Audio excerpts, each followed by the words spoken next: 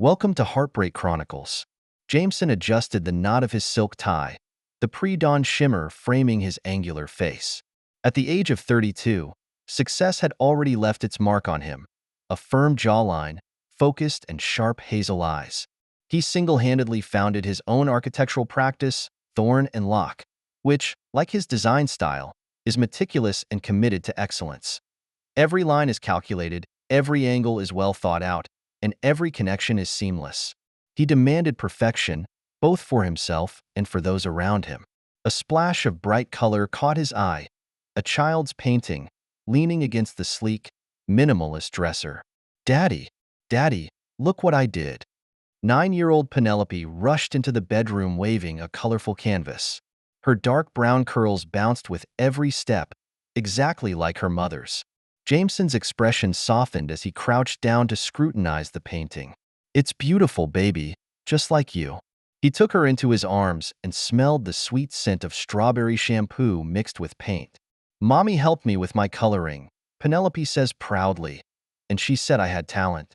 At the mention of Eleanor, Jameson subconsciously glanced at the queen-sized bed they shared empty. Lately, she's been spending more time in her studio, claiming that inspiration always comes at odd times.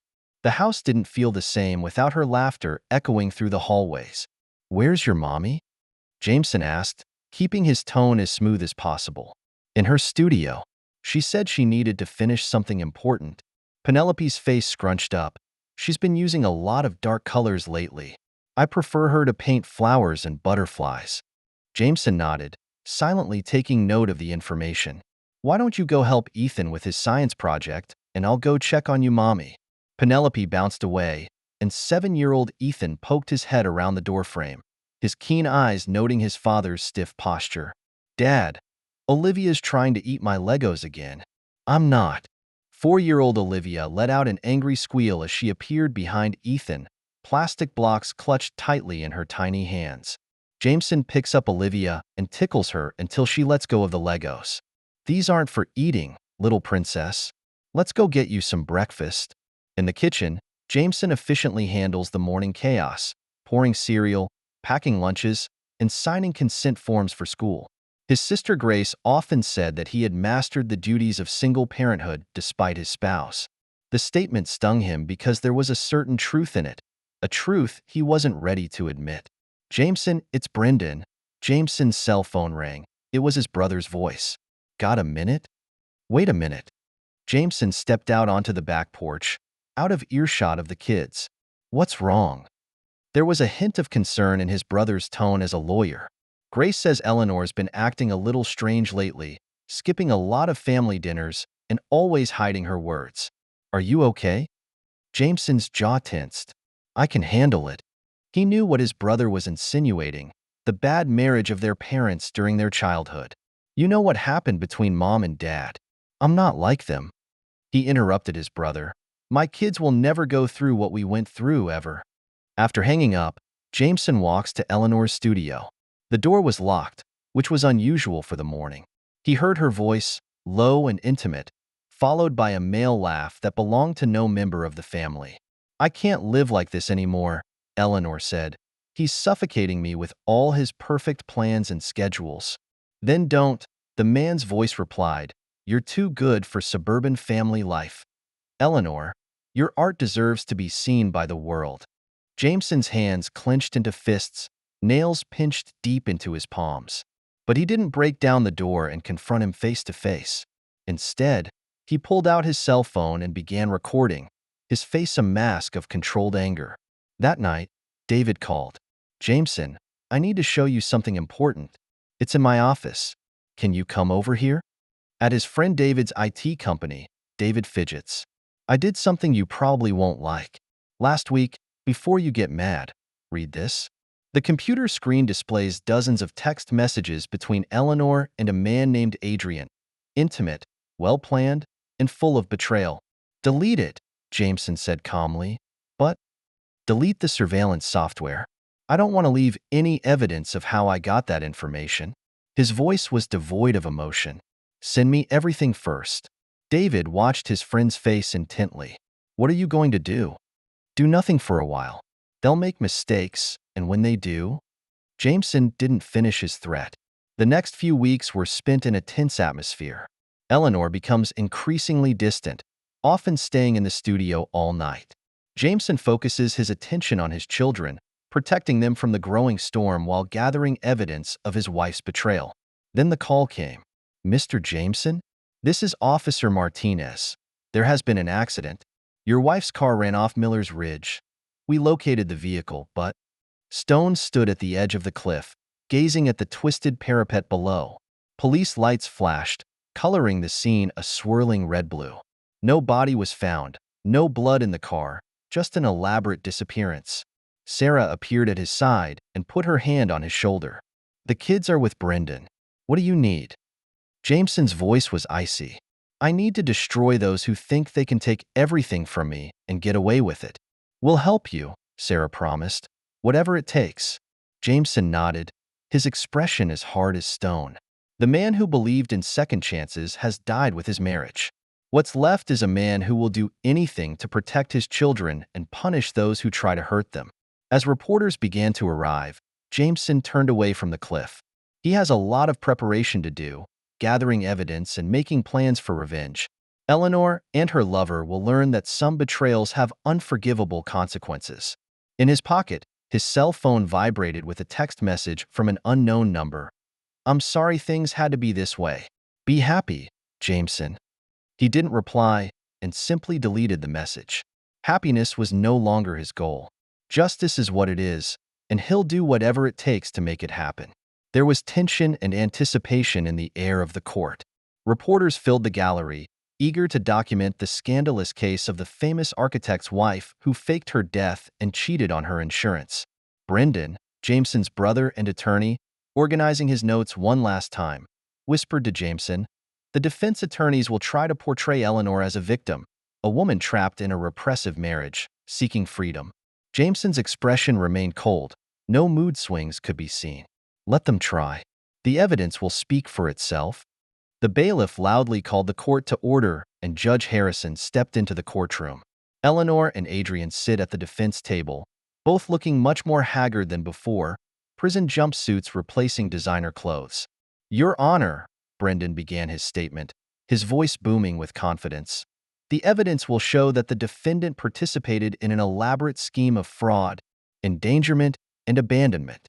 This was not a desperate escape, but a cold, premeditated betrayal." Defense attorney Patricia Mills stood. "Prosecution seeks to demonize a woman who felt trapped in an emotionally controlling environment." "My client."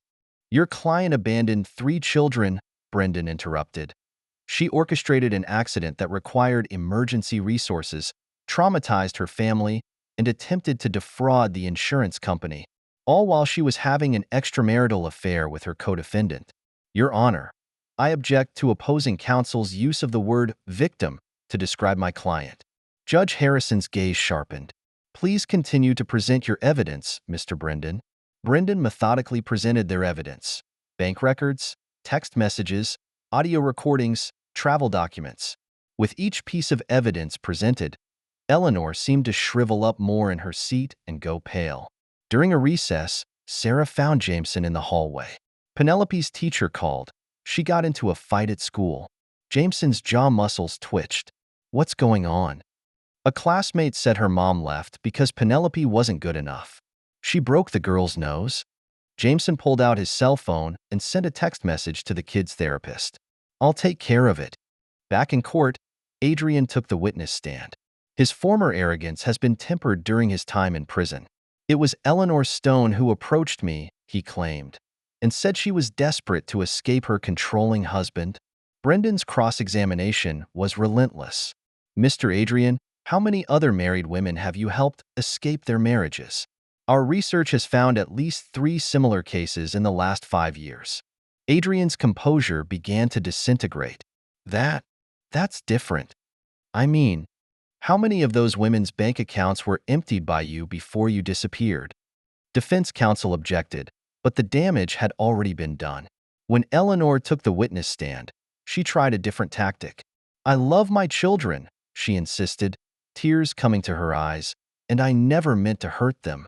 "And yet you left without saying goodbye," Brendan countered. Without a goodbye, without an explanation. You let them believe you were dead while you planned to start a new life with your lover. Is that love? From the gallery, Jameson watched the show in disgust. He had seen these tears before, when she wanted a bigger studio, when she needed more artistic freedom, when she claimed he didn't understand her creative spirit. Ms. Eleanor Stone, Brendan continued, his voice smooth and strong. Let's discuss that insurance policy you purchased 3 months prior to your disappearance. Eleanor's tears stopped instantly. That's routine financial planning. Is that right? Because our evidence shows that just weeks before you orchestrated the accident, you dramatically increased the amount of compensation. Brendan walked over to the judge's bench with the documents. Your Honor, Exhibit C shows changes to the insurance policy, all of which took place after the defendant began her affair with Mr. Adrian. The media frenzy is at its peak. Reporters frantically take notes as Brendan exposes Eleanor's elaborate financial scam. Insurance fraud, forged identity documents, offshore accounts. During another recess, David found Jameson in the courthouse cafeteria. Channel 7 wants to interview you. They're calling it the betrayal of the year. No interviews, Jameson said firmly. The boys have seen enough in this farce. Speaking of which, David hesitated. There's something you might need to know. Someone has been posting details about the case on social media, about the children's personal affairs. Jameson's expression turned somber. Find out who it is. Already found out. It's Adrian's sister. She's trying to twist the facts to portray Eleanor as a victim of family control. Jameson took out his cell phone and dialed Brendan's number. We need to add witness intimidation and harassment to the charges. I want a gag order. The afternoon court session brings a complete breakdown for Adrian. Under Brendan's relentless questioning, he admits that the whole scheme was his idea, targeting rich but unhappy wives, convincing them to leave their families, and then draining their accounts. Eleanor is just your latest target, isn't she? Brendan stepped in. She's different, Adrian protested. We love each other with all our hearts. Like when you were truly in love with Miss Henderson in Seattle or Miss Patterson in Denver. You left them destitute after abandoning their families. The jury's expressions became stony. Eleanor stared at Adrian, a look of dawning realization on her face. Judge Harrison's sentence was decisive. Both were sentenced to 13 years in prison for fraud, endangerment, conspiracy, and child abandonment. The sound of the gavel striking echoed through the courtroom as a death knell for Eleanor's dream of freedom. Jameson left the courthouse through the back door, avoiding the media. Sarah was waiting for him in the car. A heavy sentence, she said calmly. It's not enough. Jameson gazed out the window. 13 years doesn't erase the damage they've done to my children. Back home, Ethan is building a complex Lego structure. Dad, is Mommy going to jail? Jameson sat next to his son and noticed his hands shaking slightly as he placed each block. Yes, she will. For a long time. It's good. Ethan's voice was small but firm. She made Penelope cry. No one can make my sister cry. Jameson wrapped his arms around his son, seeing in him the same kind of protectiveness he had seen in himself. That's right, boy. We protect our families. That night, after the kids were asleep, Jameson sat alone in his study, staring at an old photograph. The photo was a family picture of them on the beach last summer, everyone smiling and looking happy. But now, he noticed some details he'd missed before. That Eleanor was standing slightly farther away, and that her smile didn't quite reach the bottom of her eyes. Sarah found him, holding the picture in her hand.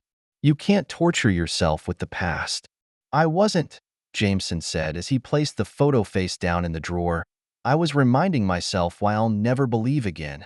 The media will eventually move the goalposts, Sarah reassured him, and find a new scandal to hype. I don't care about the media, Jameson's voice was cold. I care about making sure those two never get a chance to hurt my kids again. The next morning, a letter arrived from the prison in Eleanor's elegant handwriting. Jameson didn't open it and threw it straight into the shredder. He has a company to run, children to raise, and a future to build. Let bygones be bygones. In Penelope's studio, she started painting again. Bright colors replaced the darker tones she had been using since her mother's disappearance. It's beautiful, Jameson said, looking at her work. This is us, Penelope explained, pointing to the four little people. You, me, Ethan, and Olivia. Our real home. Jameson squeezed her shoulder gently. Our real home, he agreed. The only home we need. Outside, reporters are still camped out at the end of the driveway, eager for more details about the scandal. But within those walls, Jameson is building something stronger than betrayal. A fortress of love and protection that surrounds his children, ensuring that they will never again be victimized by those who don't deserve their trust. 13 years in the making, as solid and stable as Jameson's well-designed building, but also with a hint of coldness. The Thorn and Lock Architects logo graces the city skyline, symbolizing Jameson's success and tenacity. He sits in his spacious office overlooking the city through floor-to-ceiling windows, many of whose landmarks are his handiwork. The years had left deeper marks on his face, polishing him sharper and more elusive. His internal communicator rang. "Mr. Jameson, your daughter Penelope is here. Send her in." He stood up and watched Penelope walk into the office. Now 22 years old, Penelope has inherited Eleanor's artistic talent without her vulnerability and capriciousness. She carries with her an artist's characteristic spontaneity that contrasts with Jameson's austerity. "Dad," Penelope hugged him, her paint-stained fingers an interesting contrast to his straight suit. "I need to tell you something important." Jameson's jaw tensed imperceptibly. These words often portend bad news. "William asked me to marry him." Penelope held up her hand, displaying a plain diamond ring, "and I said yes." Jameson scrutinized his daughter's face, trying to find any hint of hesitation, any hint of doubt. "Are you sure?" "It's not." He paused as if searching for the right wording. "It's not, Eleanor." Penelope's voice held a hint of gentle reproach. "He's good, steady, honest. All qualities Eleanor doesn't have." Jameson went to the window and looked at the city he had helped shape. "Did you tell Ethan and Olivia?" "Ethan is doing a data analysis of William's entire family history," Penelope says with a laugh, "and Olivia is already planning bridesmaid dresses." At the age of 20, Ethan has put his keen observation into the field of software engineering, creating security systems that rival military-grade systems. At 17, Olivia has grown into a vibrant young woman, though her nightmares of abandonment never quite go away. "I think you've met his family." Jameson turned to face his daughter. "The Carlsons are fine, Dad. They run a tech startup downtown with a clean background and a good reputation." Penelope touched his arm. "I know you've had David run a background check." Jameson didn't deny it. David remains his most trusted ally, and his technical expertise is now focused on protecting Jameson's expanding business empire. "Mr. Jameson," his assistant interrupted them over the intercom. "Mr. Davidson from the prison board is on the line." Penelope's expression changed. "It's about. Come home, baby. We'll celebrate your engagement tonight." Jameson's voice was gentle to his daughter, but his eyes turned cold. After Penelope leaves, Jameson picks up the phone. "Davidson, what's the news?" "She was eligible for release after 3 months. Good behavior and participation in a rehabilitation program. The board will likely approve." Jameson's other hand clenched into a fist. "Where's Adrian?" "It was released last week. Different prison, different committee. Keep me posted." Jameson hung up and dialed another number. "David, I need you to find information on all of Adrian's movements since his release. Increase security for all family members." Sarah arrived an hour later with a stack of blueprints under her arm. Their architectural firms collaborate regularly and are now a business dynasty built from the ashes of betrayal. "Penelope told me about the engagement," Sarah said, eyeing her brother carefully, "and the prison board. 3 months." Jameson's voice had no rise or fall. "Brendan can get a restraining order." Sarah made the suggestion, "Keep her away from the wedding. She'll find a way around them." Jameson pulled up the security footage on his laptop. She always does. The footage shows Adrian leaving the prison, slimmed down but still with the same haughty demeanor Jameson remembers. Jameson had been watching the two of them throughout their entire sentence, watching and waiting. That night, his children gathered for dinner, a weekly tradition he kept up even in his darkest days. Ethan had his laptop with him as usual, the lenses reflecting the light of the code. I've upgraded our home security system, he announced between meals, adding facial recognition and motion sensors. Because of Mommy? Olivia asked softly. At 17, her memories of Eleanor are few, but the wounds of abandonment run deep. Because I want to protect my family, Jameson corrected. Forever. William's family wants to see you, Penelope offered. They're hosting an engagement dinner next week. Jameson nodded. I'll have Brendan review the prenup first. Dad, protested Penelope. There's no room for negotiation. His tone was undeniable. I'm not going to risk your future by trusting someone else. Later in the evening, with the children gone, Jameson returned to the den alone. Architectural awards and news clippings hang on the walls, documenting his rise. A success built on betrayal. His cell phone rang and it was David. Mr. Jameson, Adrian has been asking around, trying to contact former associates. Let him go. Jameson's voice was devoid of emotion. The more he moves, the more mistakes he makes. What about Eleanor? Keep monitoring. She'll contact the kids first. She always does, predictably. Jameson opens the safe and removes a folder he's kept for 13 years. It's packed with evidence, contingency plans, strategies, weapons, waiting to be deployed. When Sarah finds him, he's still in his study going through papers, and it's midnight. You need to rest, brother. I need to be ready. Jameson didn't look up. They're coming back, Sarah. And this time, I'm not going to wait for them to make the first move. The children are grown, she reminded him, and they can handle meeting her. Yeah. Jameson finally looked up at her. Penelope still flinches when someone mentions her mother. Ethan buries himself in the code because the numbers won't abandon you. Olivia? He paused, his jaw tensed. You gave them strength, Sarah insisted, and they are survivors, just like you. They should never have had to go through the existence of being abandoned by their own mother. The next morning, Jameson drove to Miller's Ridge, where it all began. The guardrail has been replaced, leaving no trace of Eleanor's orchestrated accident. But he remembers clearly. His cell phone rings and it's Brendan. The prenuptial agreement is ready, his brother said without pleasantries, getting straight to the point. And I've got the restraining order papers ready, just in case. Good, Jameson said as he watched the sunrise color the ridge gold. We need to get everything ready before Eleanor is released. Jameson, Brendan hesitated. The boys are strong enough to handle this. They shouldn't have to deal with it. Jameson's voice turned cold. I won't let her hurt them again, no matter what it takes. The ridge provided no answers, but it strengthened his resolve. Eleanor and Adrian thought 13 years would make him weak and give them an opening. They will realize that time will only sharpen his edge. In recent weeks, rumors of Thorne and Locke architects experiencing difficulties have begun to circulate in the industry. Project delays, contract cancellations, and problems with the funding chain. These news, like carefully laid out chess pieces, fell step by step into Jameson's predetermined position. Our competitors are starting to stir, Sarah reported at an emergency family meeting, and 3 companies have made offers to our clients. Let them go, Jameson said with a hint of playfulness in his tone. That's exactly what we want. Ethan turned around and displayed his laptop screen. I've intercepted communications between Adrian and Eleanor, and they're planning a big move against me. The screen shows blurry surveillance footage of Eleanor and Adrian looming over a cafe, their heads together as if plotting something. They're still the same, Jameson sneered. No growth at all. Dad, Penelope's voice came over Ethan's video call with a hint of concern.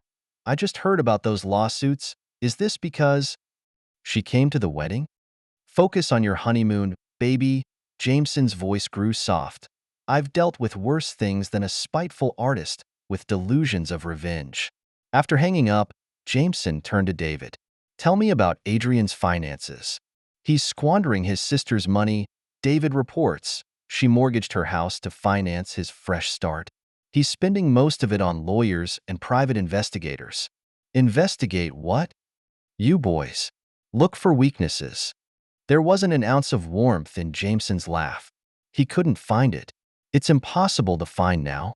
The attack escalated. Stone's clients received anonymous emails detailing the 13-year-old scandal and distortions that portrayed him as a villain. Projects were delayed and contracts were canceled. Your third quarter projections are terrible, warned Sarah, who was reviewing the financials, even though my firm took over your client. Money doesn't matter. Jameson gazed at his declining business empire. Let Adrian think he's won. Olivia walks in angrily, her face reddening. She blocked me in front of the school and started crying about how she missed out on my childhood, begging for forgiveness in front of everyone. Jameson's expression turned dangerous. What did you do? I told her that real mothers don't abandon their children for liars. Olivia lifted her chin. Then I called security. Well done, my daughter. The situation peaked on a rainy Tuesday. Jameson leaves a program meeting with his kids and Sarah in the car. They've taken to traveling together lately. It's safer. The impact came without warning. Adrian's sports car slammed into the side of their SUV. The metal made a piercing screech and the glass shattered. Jameson's safety training came into play as he controlled the rotation of the vehicle. As the car came to a stop, he quickly assessed the situation. Is everyone okay? A shudder of affirmation answered. Jameson touched the blood running down his cheek, then turned to face Adrian, who had come in out of the rain. A direct attack on my family. Jameson's voice was so cold it could have frozen hell. A very bad move. Adrian waved a cell phone. I've documented everything. Your harassment, your threats, how you've turned everyone against us. The media will love it. The media? Jameson took a step closer. You just committed assault with a deadly weapon, endangering my children, and it's all on my car recorder. Sirens sounded in the distance. Adrian's face changed as he realized he had made a mistake. This is your only warning, Jameson said softly. Come any closer to my family and prison will be like a vacation for you. Later, while reviewing surveillance footage with David, Jameson's expression becomes thoughtful. They're getting desperate and sloppy. Want me to divulge Adrian's history with other women and the fraud charges? Not yet. Jameson touched the butterfly bandage on his cheek. Let them think it's making us panic. Let them push harder. They'll try bigger moves. That's what I'm counting on. Jameson pulled up his calendar. Schedule a plenary meeting. It's time to end this. Everything is ready. Eleanor and Adrian think they are destroying him, but they fall right into his carefully laid trap. Jameson's cell phone rings, and it's Penelope sending pictures from her honeymoon. His kids are happy, successful, and strong. No one can take that away from him. Let the real game begin. Let's end this now. Jameson's voice, chilling in the tense atmosphere of the private conference room. Sarah, Brendan, and David sat around the table, folders scattered between them. The car accident left more than a scar on Jameson's face. It ignited a cold rage he'd been suppressing for 13 years. Adrian's getting reckless, David reported. While pulling up the security footage, he contacted 3 of his former hunks, those women he cheated on before Eleanor. And our former great-aunt/sibling, Sarah said with contempt in her tone. She's playing the victim. Brendan flipped through the papers. She hired a public relations firm to try to turn public opinion around, portraying herself in the light of a misunderstood artist trapped in a controlling marriage. There wasn't an ounce of warmth in Jameson's laugh. Let her try, David. What did you find in Adrian's finances? The better question is what I didn't find. David projected the spreadsheet onto the wall. Tax evasion, money laundering through art galleries, identity theft. He hasn't been idle since he got out of prison. Those galleries, Jameson leaned forward, are fronts used to sell forged art. He's not just reproducing famous paintings. He's reproducing the work of local artists and then destroying their reputations when buyers realize it's a fake. Jameson nodded. Send everything anonymously to a contact in the FBI's artifact crime unit. Where's Eleanor? Sarah asked. She has been meeting with reporters to tell her side of the story. Let her talk. Jameson called up his own file. The more attention she attracts, the better. Brendan, what about the restraining order? The judge dismissed it. There was insufficient evidence of an immediate threat, but I've documented every contact attempt. All it takes is for her to make one more wrong step. Jameson's cell phone rang. Penelope, baby. Dad, his daughter's voice quivered with anger. She sent me another letter. Says you're manipulating everyone. Says she's the real victim. She wants to meet and explain everything. Keep this letter. Do not reply. Jameson's tone became soft. How's the honeymoon going? We took an extended vacation. William thinks keeping his distance might help for now. Smart man. Jameson ended the call and turned to his team. It's time to move on to phase 2. David raised an eyebrow.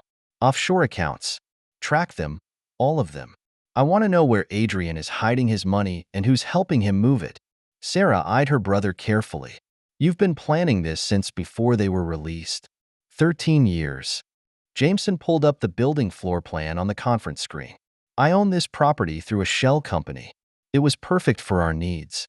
The floor plan shows an abandoned art gallery ideally located near Eleanor's new condo. You have to put out bait, Brendan realized, to make them think they found your weakness. Adrian is desperate to rebuild his reputation in the art world. Eleanor needs to put her misunderstood artist image to rights. Jameson's grin is predator-like. We're giving them both a treat. David whistled low. Cereal. But how do we make sure they take the bait? Because we want them to think it was their own idea. Jameson pulled up more documents. Sarah's company is publicly taking over my contract. The media will interpret this as my company collapsing, rumors about financial woes, career crashes. They will think you are vulnerable. Brendan nodded. Think their plan to destroy you is working. Meanwhile, Jameson continues, the anonymous tip will lead Adrian to discover the gallery's true owner. He'll think he's cleverly discovered my secret investment. Sarah understands. Eleanor, she's already trying to rewrite our history, portraying herself as the trapped artist who escaped my control. Jameson's voice was cold as steel. So we'll convince her that she's exposing me and turning public opinion against the controlling husband who squashed her creativity.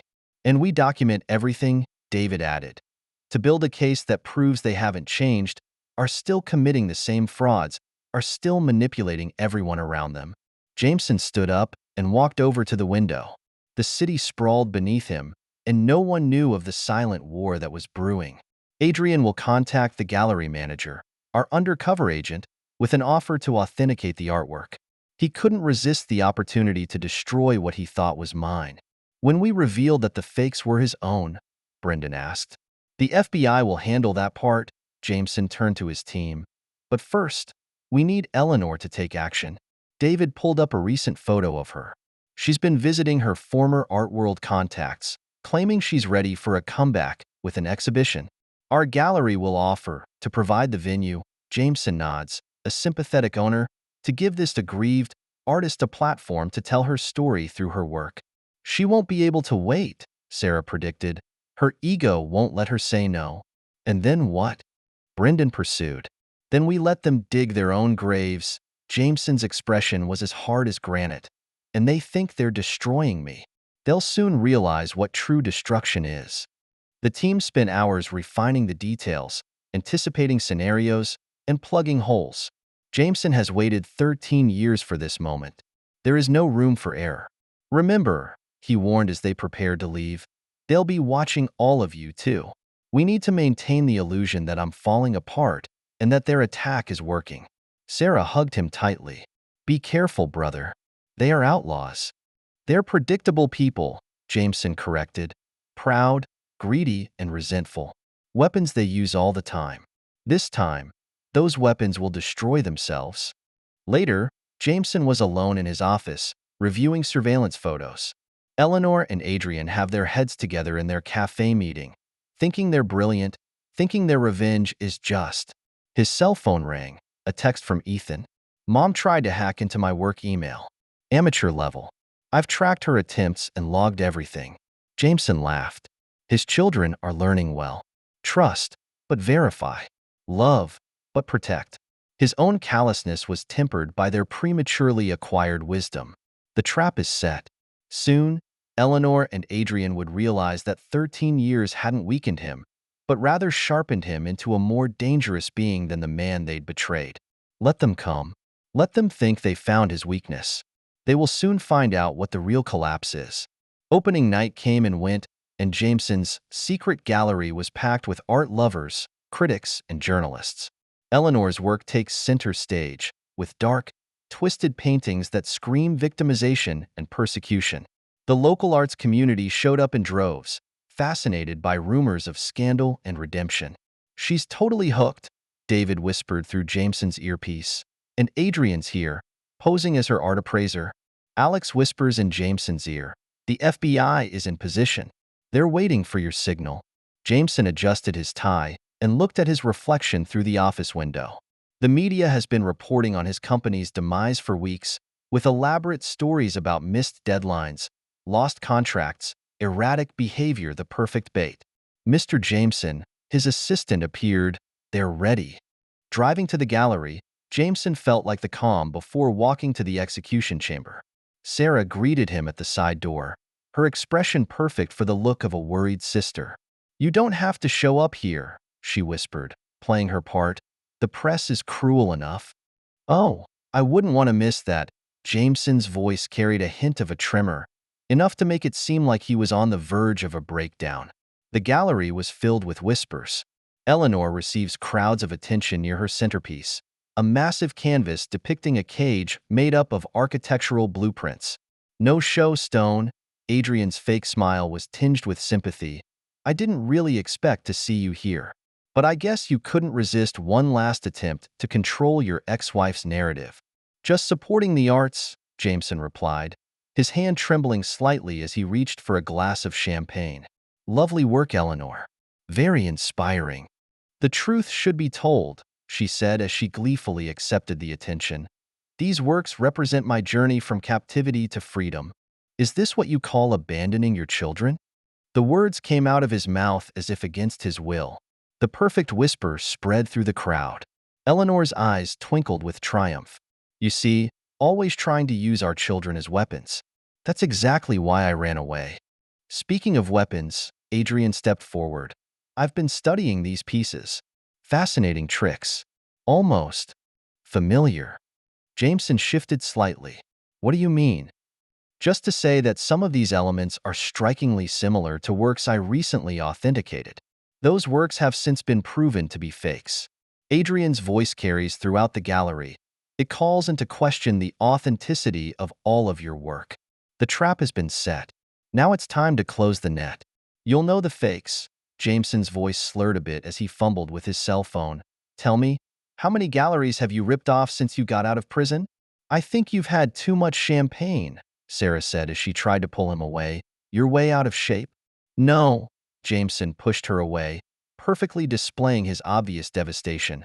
"They ruined my marriage, my reputation, my company, and now they have the audacity to stand here and play the victim?" "Security," Adrian called out in a smooth tone. "I think Mr. Jameson needs help getting out." "Oh, someone's leaving." Jameson stood up straight, dropping the pretense of drunkenness. "Now, Alex." The door to the gallery opened and FBI agents swarmed in, led by Alex and David. "Adrian Larson," the lead agent announced, "you are under arrest for fraud, money laundering, and trafficking in counterfeit art." Adrian's face turned white. "This is ridiculous. I'm an appraiser." "An appraiser who authenticates his own forgeries," David stepped forward, displaying the evidence. "We have proof that you've been forging the work of local artists, authenticating forgeries, and then selling the real thing on the black market. And you," Alex turned to Eleanor, "have been knowingly exhibiting forged works of art, pieces that steal the skills of artists whose work has been forged by your associates." Eleanor turned to Jameson. "You planned this." "No." Jameson's voice was loud and menacing. "It's you guys. The two of you. So eager to destroy me that you walked right into the trap you set for yourselves." The media erupted in a flash mob as Adrian and Eleanor were led away in handcuffs. Their protests were drowned in a sea of evidence. Offshore accounts, forged certificates, false proof of provenance. "Your own greed has doomed you," Jameson told them calmly, again. 10 years after the gallery incident, like the calm after a storm, the sea seems unruffled but contains unfathomable power. Thorn and Locke Architectural Group's new headquarters building overlooks the city like a silent giant. Its bold and innovative design is emblematic of the business empire Jameson has built from the ashes of betrayal. At 55, Jameson's presence is more intimidating than ever. He is known for his ruthlessness and commitment to excellence, attracting clients from all over the globe. His name has become a legend. Grandpa! 5-year-old Emma's voice echoed through his office as she rushed in, followed by her mother Penelope with an apologetic smile on her face. At 32, Penelope has become a celebrated artist, exhibiting her work in prestigious galleries around the world except, of course, for the small gallery that still employs her mother as a part-time receptionist. "There's a board meeting in 5 minutes," his assistant reminded him. "Postponement," Jameson said as he lifted Emma onto his lap. "My granddaughter takes precedence." Emma proudly displays her drawing, an architectural sketch that shows surprising talent. "Daddy helped, but I designed this." In walks William, a successful tech entrepreneur and devoted father. His work with Ethan has established both companies as industry leaders. Speaking of design, Penelope sat down. Ethan's security system detected an attempt to access Emma's school records. Jameson's expression turned serious. "Eleanor, it's the 3rd time this year." There was no emotion in Penelope's voice. "The school board approved our request to flag the unauthorized access attempt. 20 years have passed since Eleanor's first betrayal and 10 years since her second failure. However, she still periodically tries to re-enter their lives.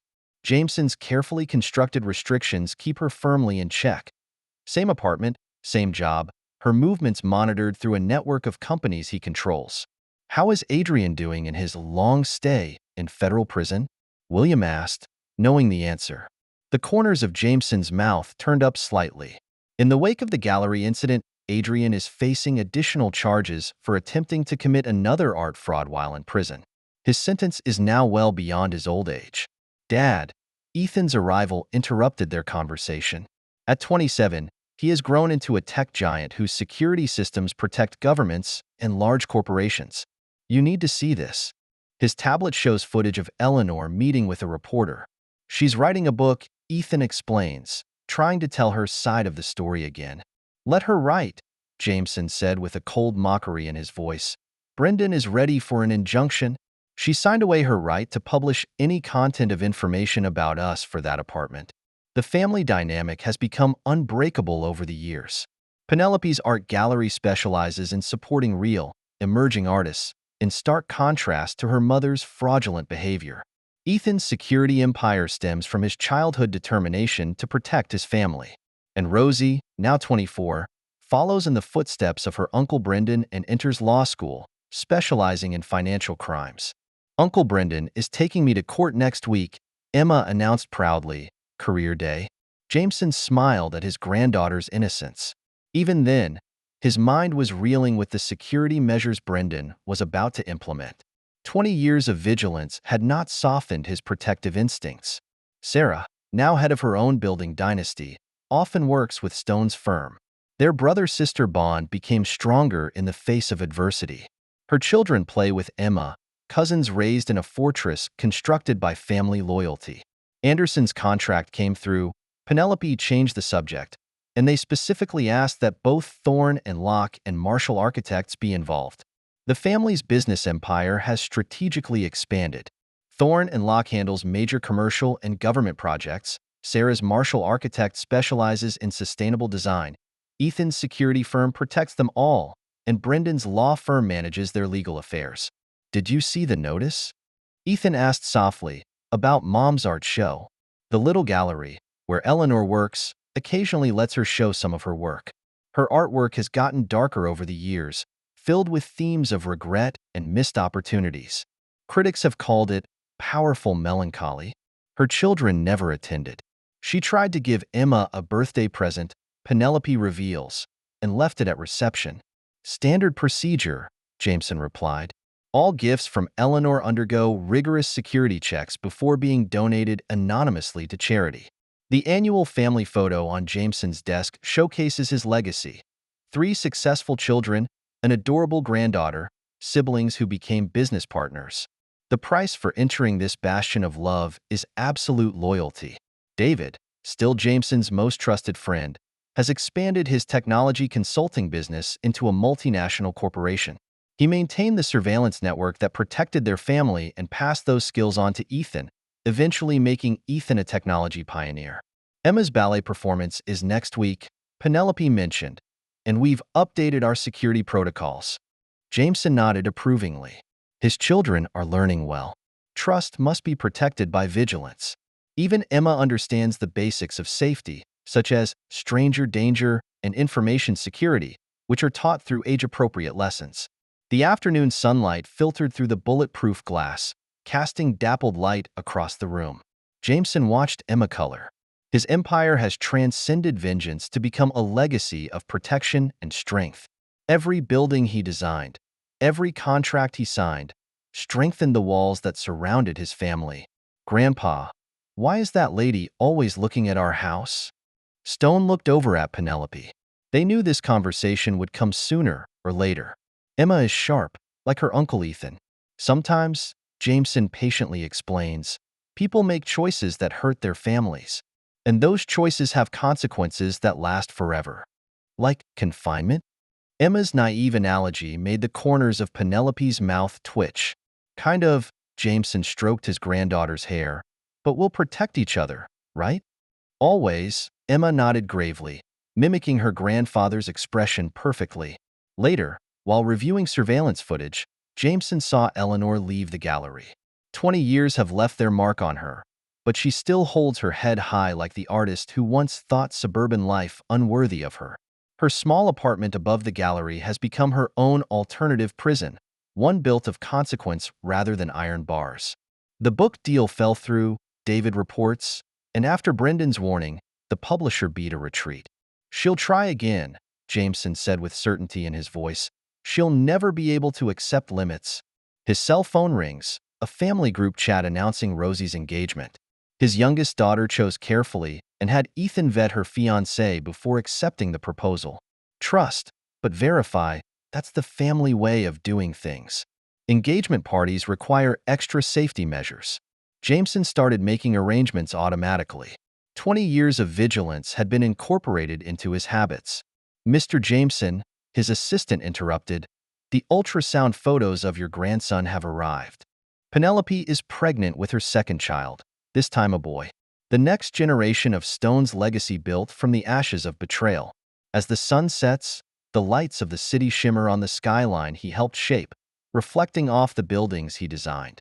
In the reflection, Jameson sees not the wounded man who stood on Miller's Ridge 13 years ago, but the architect of an impregnable family dynasty." His cell phone rings again, and it's Eleanor again trying to reach the kids, and again failing. There are some bridges that, once burned, can never be rebuilt. But from those ashes, Jameson forged something stronger. His children understand that love means protection, that trust must be earned, and that family loyalty is above all else. Emma's painting sits on his desk, a house design that blends childlike creativity with stunning sophistication. The next generation of builders to carry on his legacy. Jameson smiled slightly. Let Eleanor write her book. Let Adrian conspire in prison. Their betrayal taught his family the most valuable lesson of all. True strength comes not from forgiveness, but from turning scars into armor. The Thorne family legacy will continue, built on unshakable loyalty and protected by hard-won wisdom. As he had always planned, what some might call callousness, Jameson called love. He will never apologize for either. That's the end of today's story. For more captivating tales, hit subscribe and never miss an episode.